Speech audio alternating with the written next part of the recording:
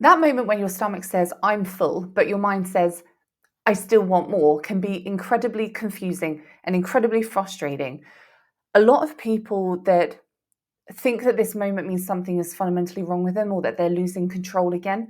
And so I want you to hear this very clearly if this is happening to you, that moment is not a failure. It is purely information.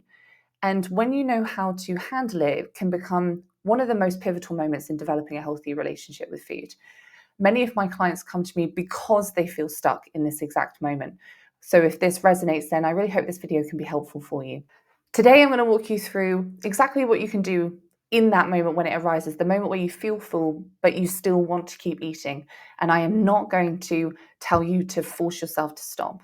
I'm not going to tell you to distract yourself. I'm not going to tell you to negotiate with yourself or be good, as it were. Those strategies they disconnect us further from our cues. They are fundamentally not very helpful, which you probably have a lot of experience with already.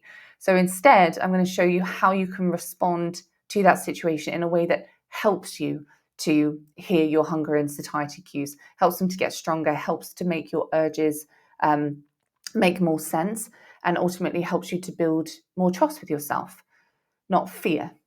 And if you're listening to this as we go through thinking, this is the exact moment that I seem to be struggling with a lot, or it's very confusing to me, then that's usually a sign that you're no longer in the DIY phase and you may benefit from some more structured support. But let's break this down. Oh, and if you haven't seen my video on how do I learn what satisfaction feels like, I recommend watching that one after this one because it explains the mechanisms behind this moment. And a lot of people tell me that video is really helpful in getting things to click in a new way. Okay, step one, identifying why you want more. Because I want more isn't one thing. It could come from many places, and each one needs a different kind of support. Here are some of the common things that I hear from clients. Pleasure, so the meal's feeling enjoyable and it's hard to end something nice. Comfort, so food feels grounding, regulating in that moment. Fear that it won't be available later, scarcity mindset, a leftover maybe from restriction or from childhood scarcity. Old restrictive thinking, so if your brain still fears deprivation. Emotional soothing, stress, loneliness, anxiety, things like that. Reward as well is quite common. So I've had a hard day, I deserve this, or I've done X, I deserve this. It can just be habit or conditioning as well. So your brain could just expect more just because that's the pattern that it's used to. And lastly, momentum eating is quite another common one, actually. Maybe you're eating quickly and those signals haven't yet caught up, as it were. None of these, and there are others, but none of these are flaws at all. They are simply explanations. And when you can understand the reason, even roughly, even a little bit, the urgency can start to soften. I see that time and time again. Understanding is key. Step two, the pausing without pressure. So a lot of people believe that there are only two options in this moment. I can stop eating or I can keep eating. And both of those feel loaded, right? So the third option is one that can actually start to shift things. You can pause 20 seconds, 30 seconds, 60 seconds, not to stop yourself. I want to be really clear about that. Not to stop yourself, just to get information. You can ask yourself, what exactly am I wanting? What exactly am I hungry for? Am I physically hungry or am I hungry for something else? If I don't eat this right now, what state am I left in? What do I feel like I miss out on? If I kept eating, would it feel good or not good? And again, this really isn't about forcing yourself to have a particular outcome. It's not about forcing a different outcome at all. It's about giving your body a moment to speak. So whatever decision you make, whatever that is, it can feel grounded. So for example, let's say that you've had dinner, dinner's over, you're full, but you want another bowl. So you can pause. And in that pausing, maybe you realize, I'm not hungry, I'm satiated. I just don't want the evening to end. Or that last bite tasted amazing. Or I'm tense because I've had a difficult day at work and the food is really helping me right now. Or maybe you notice, I'm actually still hungry, right? So all of this, whatever comes up there, and it really requires curiosity, and whatever comes up there is clarity.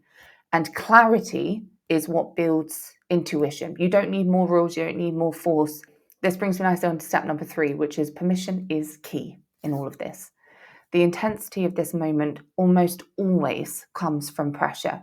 Pressure to stop, pressure to be good, pressure to prove control, and pressure amplifies desire. So the truth that a lot of people find counterintuitive at first is that permission, genuine permission, actually softens the urge, not pressure. You can choose to keep eating, you can choose to stop.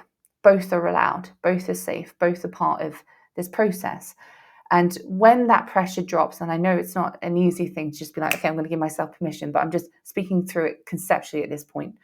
When that pressure does drop, your body finally has that space to feel genuine satisfaction. When urgency is high, clarity is low. When urgency comes down, cues can return, as it were. And this step is simply about turning down the internal heat so that your satisfaction signal can actually come through. Your body can say, I'm good, or I'd like a little more, without the fear or guilt or panic. We spoke about this a lot recently. When the fear, the guilt, and the panic are there, even though it's understandable that they're there, they are the loudest voices in the room. If you want to understand why this moment happens, especially so often after restriction, then I recommend my video, How Long Does It Take to Stop Overeating After Restriction?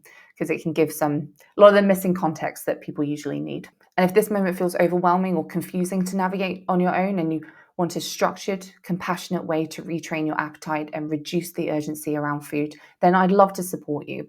The clients that I work with almost always begin feeling like they're the exception, the one person who won't ever feel peaceful or normal, as it were, around food. But when they follow a clear step-by-step process, one that is right for them and their needs, the urgency comes down, cues return, and eating can become quieter and easier. Well, it does become quieter and easier. And not because they're forcing themselves to stop, but because their relationship with food is finally softening. And if you're at that point where you don't want to keep doing this on your own anymore, and you're ready for a deeper, supportive process, I do offer a handful of free discovery calls for you each week. These calls that I offer are for people who are really ready for change, really ready to look at their relationship with food and want to explore whether this approach that I have is right for them. But you're not getting anything wrong. You're not losing control. You're relearning your cues, and that takes time. It takes compassion, it takes practice, and you're very much capable of doing this. All right. Thank you so much for watching, and I'll see you in the next one. Bye for now.